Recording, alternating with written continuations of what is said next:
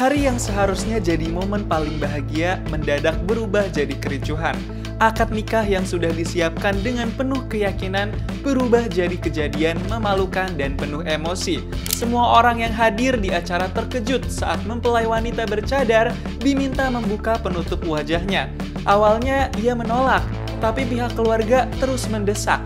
Begitu cadar tersingkap, kebenaran pun itu terungkap. Suasana langsung ricuh. Yang duduk di hadapan penghulu ternyata pria tulen dengan brewok, bukan sosok wanita yang selama ini dibayangkan banyak orang. Penyamaran yang dilakukan berbulan-bulan pun hancur seketika, menyisakan rasa kaget, malu, dan juga marah. Keluarga korban merasa ditipu mentah-mentah.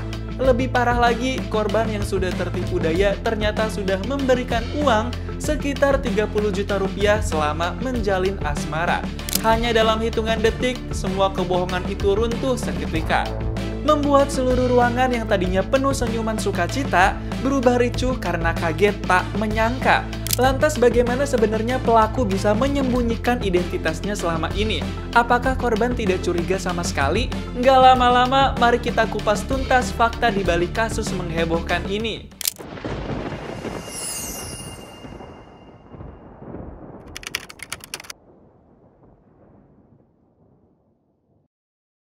Selamat datang di channel Istana Media, platform berita yang selalu mengupas tuntas berita viral.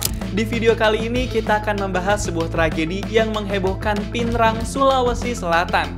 Akad nikah yang seharusnya jadi momen sakral malah berubah jadi insiden mengejutkan dan langsung viral di media sosial. Calon mempelai wanita yang datang dengan cadar ternyata menyimpan rahasia besar yang baru terungkap di hari pernikahan. Kejadian ini sontak memicu kemarahan keluarga dan tamu undangan. Lebih dari itu, korban yang percaya sepenuhnya juga mengalami kerugian secara materi yang cukup besar. Setelah insiden ini viral di media sosial, banyak warganet yang penasaran, mempertanyakan bagaimana hal ini bisa terjadi. Seperti apa fakta selengkapnya? Gak lama-lama, mari kita breakdown sekarang. Seorang pria berinisial S yang berusia 25 tahun membuat heboh warga Pinrang, Sulawesi Selatan setelah menyamar menjadi wanita bercadar bernama Widya Musdalifah untuk menikahi seorang pria berinisial R yang berumur 27 tahun. Identitas asli S baru terbongkar menjelang akad nikah. S mengaku berkenalan dengan R melalui aplikasi TikTok. Dia sering melakukan live menggunakan cadar untuk menyembunyikan identitas aslinya. Dalam interaksi itu, S menyamar sebagai wanita hingga R yakin dan mengajak berkenalan lebih dekat.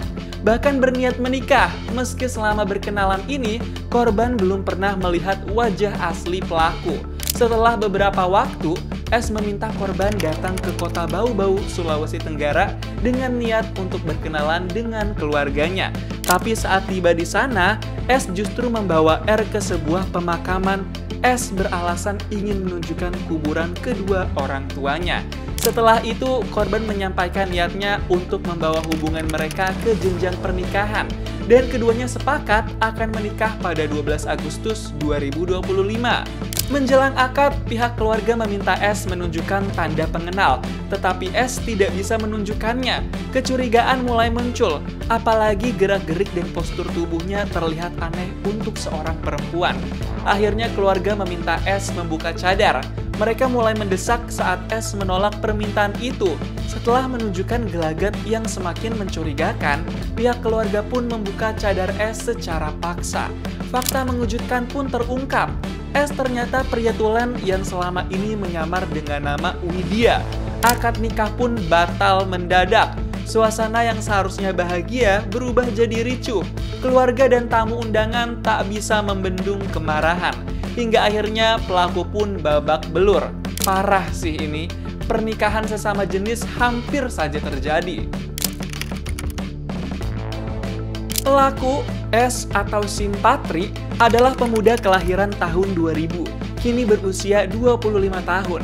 Meski heboh terjadi di Pinrang, Simpatri bukanlah warga asli daerah ini. Dia tinggal di Kabupaten Bau-Bau, Sulawesi Tenggara. Selama berinteraksi dengan korban, Simpatri mengaku sebagai perempuan bernama Widya. Simpatri dan korban R yang berkenalan lewat media sosial semakin dekat dari hari ke hari. korban R sangat mempercayai pelaku. Sampai-sampai sebelum melihat muka aslinya, R mengajak pelaku untuk menikah. Selama menjalin hubungan juga, R mengaku sudah mengirimkan uang sekitar 30 juta rupiah secara bertahap. Uang itu diberikan karena R merasa iba setelah S mengaku sebagai anak yatim dan tidak memiliki orang tua. Kepercayaan dan rasa kasihan korban dimanfaatkan oleh pelaku yang berhasil membuat korban merasa yakin dan rela memenuhi permintaan materi. Kapolsek Lembang, Ibtu Ridwan Mustari menyampaikan kalau pelaku S berhasil diamankan di Kampung Kalosi, Desa Baseang, Kecamatan Lembang, Pinrang pada Selasa 12 Agustus 2025 sekitar pukul 15.00 WITA. Saat itu, S ditemukan dalam kondisi tangan terikat dan dikelilingi warga dengan beberapa luka akibat amukan massa. Pihak kepolisian kemudian melakukan negosiasi dengan keluarga korban untuk memastikan pelaku dapat diamankan dengan aman dan diproses sesuai hukum. Setelah proses tersebut, pelaku dibawa ke Polres Pinrang untuk menjalani pemeriksaan lebih lanjut. Menurut keterangan polisi, pelaku dan korban sering teleponan, dan saat itu korban tidak curiga sama sekali karena suara yang digunakan sangat mirip dengan suara perempuan. Dan di Instagram dan ke WA, WhatsApp, mereka sering teleponan dan memang suaranya perempuan. Jadi si laki-laki tidak pernah mencuriga karena selalu menggunakan cadar dan suaranya memang mirip perempuan. Kasus ini menjadi sorotan karena mengandung unsur penipuan identitas dan pemerasan materi. Pelaku menyamar sebagai wanita bernama Widya, membuat korban percaya sepenuhnya dan bahkan mengirimkan uang sekitar 30 juta rupiah. Sampai video ini dibuat, pelaku sudah secara resmi ditetapkan sebagai tersangka. Reaksi warganet di media sosial pun beragam, banyak yang kaget, marah, dan tidak sedikit juga yang bingung, menyayangkan korban bisa ditipu hingga memberikan uang dalam jumlah besar. Komentar yang bermunculan menekan pentingnya hati-hati dalam hubungan online dan selalu memastikan identitas pasangan sebelum memberi kepercayaan atau uang.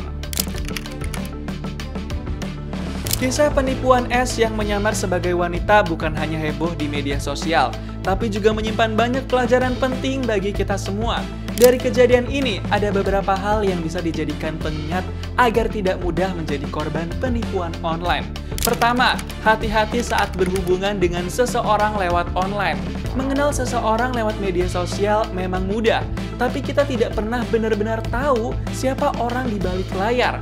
Oleh karena itu, selalu berhati-hati dan jangan cepat percaya, terutama jika orang tersebut mulai meminta perhatian berlebihan atau materi.